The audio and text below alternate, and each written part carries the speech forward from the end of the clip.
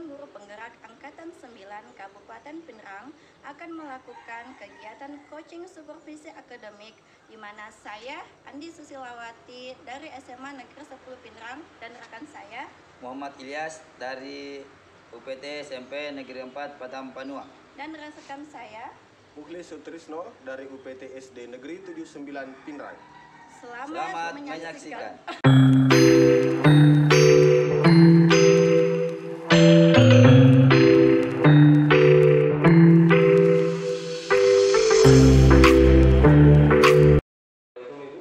Waalaikumsalam Pak Mulis.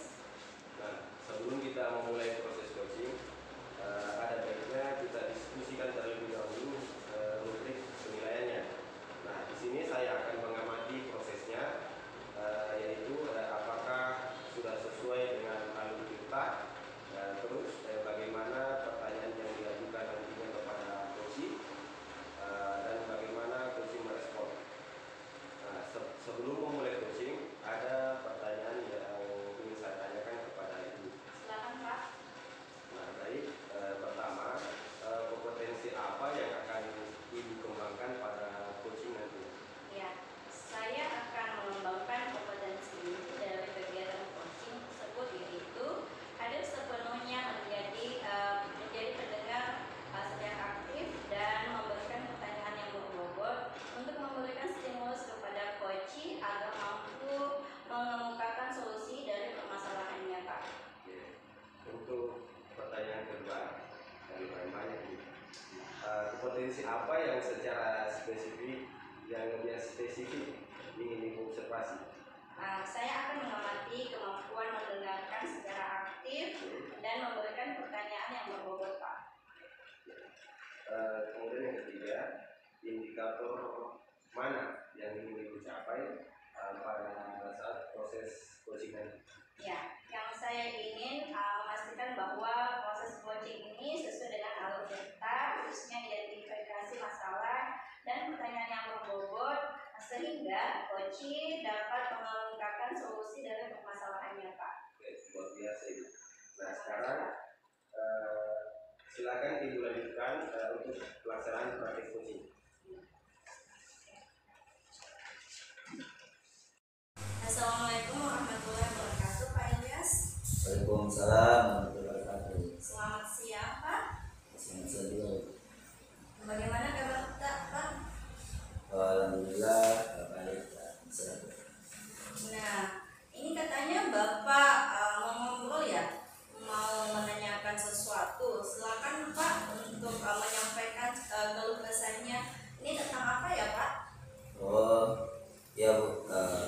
Terima kasih. Begini Bu, sebenarnya setelah kita belajar dari beberapa materi, terutama yang kemarin, kita baru saja pelajari itu terkait dengan pembelajaran berdifferensiasi. Saya mencoba melakukan variasi yang berbeda-beda. Kemarin saya mencoba di kelas 9 melaksanakan pembelajaran berdifferensiasi ini, tapi hasilnya mahasiswa masih kurang. Selain itu saya juga merasa seperti sedang berjalan sendirian karena guru-guru satu mapel saya belum tertarik untuk menerapkan pembelajaran yang berdifferensiasi ini. Wah, ini topik yang sangat menarik ya, Pak. Kita memiliki waktu antara 15 sampai 20 menit untuk berdiskusi. Nah, apa yang Bapak ingin capai dalam diskusi kita nanti, Pak? Ya, saya ingin mendapatkan solusi tentang bagaimana cara supaya bisa meningkatkan pemahaman siswa terkait dengan materi pembelajaran yang digunakan dengan berdifferensiasi atau pembelajaran yang berpihak pada murid. Kemudian saya juga ingin agar partisipasi siswa meningkat dan kedua rekan saya selama mapel olahraga mau berkolaborasi dengan saya untuk menerapkan pembelajaran yang berdifferensiasi di kelas. Oh, begitu ya Pak Ilyas. Sudah mulai menerapkan pembelajaran berdifferensiasi dengan berbagai variasi yang berbeda. Tapi Bapak merasa ini pemahaman siswa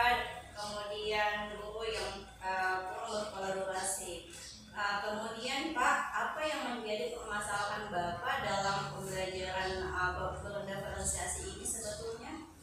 Jadi begini Bu, mungkin ada 3 hal tersebut dengan pemahaman materi dan partisipasi siswa dalam pembelajaran. Bagaimana cara meningkatkan pemahaman dan partisipasi siswa dalam pembelajaran, dan bagaimana caranya agar rekan mata saya mau berkolaborasi dan menerapkan pembelajaran yang berdiferensiasi. Wah, menarik sekali ya obrolan kita kali ini ya Pak. Pak Ilyas memiliki 3 hal yang menjadi diskusi dalam menerapkan pembelajaran diferensiasi, terkait pemahaman materi, partisipasi siswa, kemudian kolaborasi rekan mako. Iya, kalau boleh tahu Pak, apa sih yang ingin Bapak ingin capai dalam di pembelajaran berdiferensiasi ini? Sebenarnya saya ingin ketika pembelajaran berdiferensiasi itu sesudah saya melakukan pengamatan, kuesioner, wawancara terkait kesiapan belajar siswa dan gaya belajar. Setelah itu dituangkan dalam rencana pembelajaran agar sesuai dengan kebutuhan murid. Alhamdulillah Pak, saya salut dan mengapresiasi sekali apa yang sudah Bapak lakukan. Kalau saya boleh tahu, langkah atau strategi apa yang sudah Bapak lakukan supaya kualitas pembelajaran berdiferensiasi ini semakin bagus dan dapat diterapkan di semua tingkatan Pak? Kalau saya sih Bu, saya sudah mengumpulkan siswa berdasarkan gaya belajar mereka. Kemudian saya juga membuat LKPD berdasarkan tingkat pemahaman mereka terhadap materi. Selain itu saya juga sudah mendiskusikan ini di MGMP mapel tingkat sekolah. Wah, mantap sekali ya Pak. Langkah yang sudah Bapak lakukan, alhamdulillah ya Pak Ilyas. Apakah Bapak pernah mendapat dukungan atau motivasi untuk menerapkan pembelajaran berdiferensiasi ini? Lalu dengan seperti apa yang sudah Bapak dapatkan untuk lebih semangat lagi dalam menerapkan pembelajaran diferensiasi ini? Jadi alhamdulillah Bu, saya sudah berkonsultasi dengan Bapak Kepala Sekolah, rekan satu mapel, dan beberapa teman sejawat. Bagus Pak, sudah melangkah mendekati sempurna. Terkait dukungan, bagaimana kolaborasi Bapak dengan rekan-rekan guru Pak supaya pembelajaran berdiferensiasi ini bisa berjalan dengan baik? Kami Bu, sedikit mengalami kendala karena jika yang diajar kolaborasi tidak optimal, kami mencoba mengajak mereka yang mengajar di kelas 8 untuk bergabung dalam pembelajaran berdiferensiasi. Kami berharap ada kesinambungan dari kelas 7, kelas 8, dan kelas 9 dan anak-anak lebih senang mengikuti pembelajaran ini. Terkait dengan langkah Bapak dalam berkolaborasi dengan rekan yang mengajar di kelas 7, 8, dan 9, harapan Bapak ke depannya seperti apa? Begini Bu, saya berharap bisa berkolaborasi dengan rekan sejawat untuk melaksanakan pembelajaran yang berdiferensiasi ini, dan semoga dengan waktu pemahaman yang saya sampaikan kepada rekan dan peserta didik semakin meningkat sehingga mereka lebih senang mengikuti pelajaran yang saya rancang.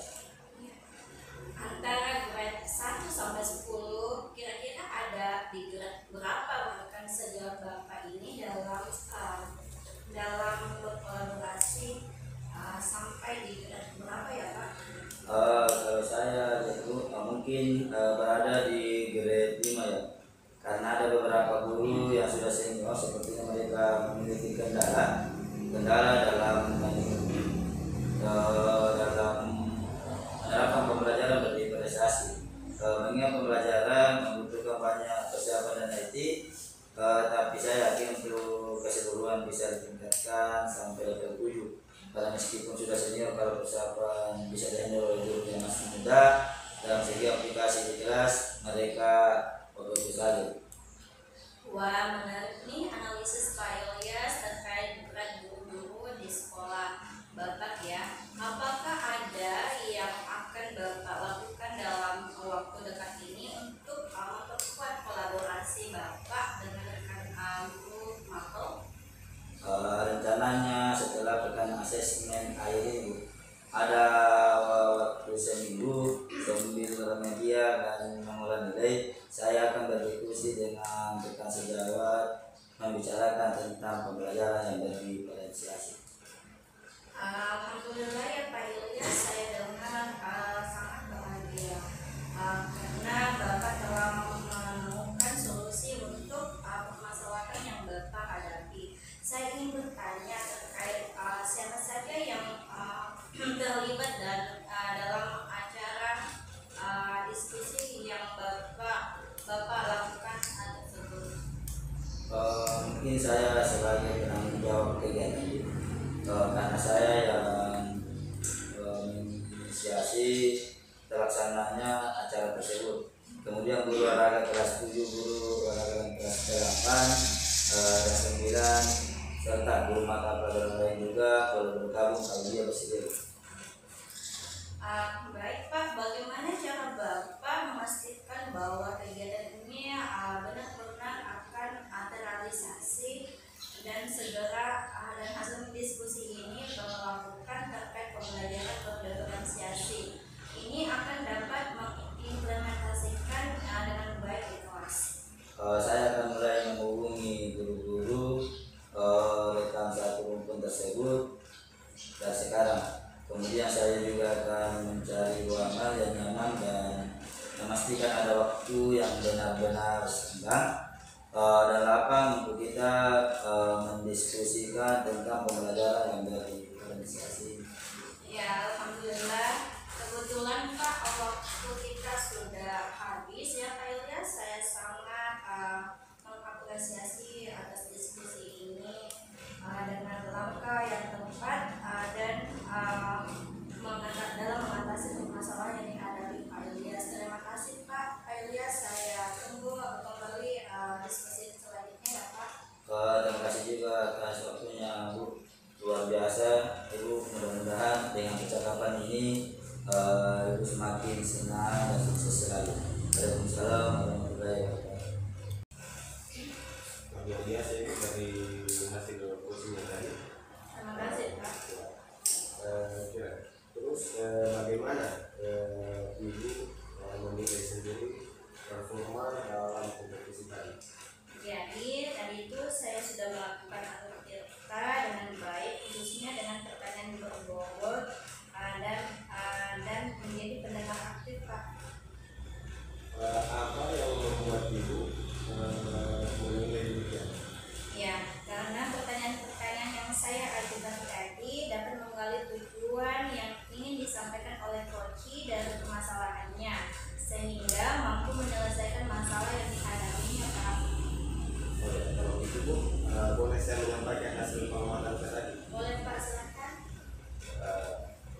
Dari hasil pengamatan saya tadi, pada saat kegiatan coaching ini dilakukan, Ibu sudah memberikan pertanyaan-pertanyaan kepada coach sesuai dengan kata kunci dari inti permasalahan seperti selanjutnya.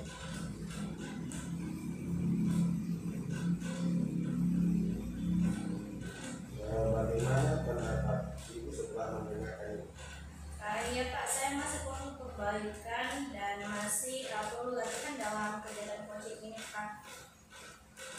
Oke Bu, saya juga sudah melihat hal-hal yang bisa dikembangkan seperti saat Ibu memberikan pertanyaan, namun masih perlu lebih ada tekanan agar informasi dari kata kunci setiap pertanyaan lebih tegas agar nantinya si coach bisa menangkap inti dari pertanyaan yang diberikan. Iya betul sekali ya Pak, saya sependapat dengan Bapak. Terima kasih atas masukan dan sarannya. Semoga lebih baik ke depannya dalam melakukan kegiatan coaching ini. Dan rencana tindakan selanjutnya saya akan berlatih mengulang kegiatan coaching ini, khususnya dengan memberikan pertanyaan yang berbobot Pak. Apa yang sudah terbayang pada Ibu yang akan dilakukan untuk meningkatkan lagi performa di kegiatan coaching? Iya, saya bayangkan adalah dengan melakukan secepatnya di waktu-waktu istirahat, waktu santai bersama dengan rekan sejawat, dan bisa dilakukan saat duduk dan siswa juga Pak. Apa yang fungsi dapat dari proses ini? Iya, yang tentunya saya mendapatkan ilmu pengetahuan tentang coaching, mendapatkan solusi dan pertanyaan, kemudian menjadi pendengar aktif yang baik Pak. Terima kasih Pak. Luar biasa Ibu, selamat. Semoga apa yang Ibu harapkan bisa tercapai. Ya, terima kasih Pak.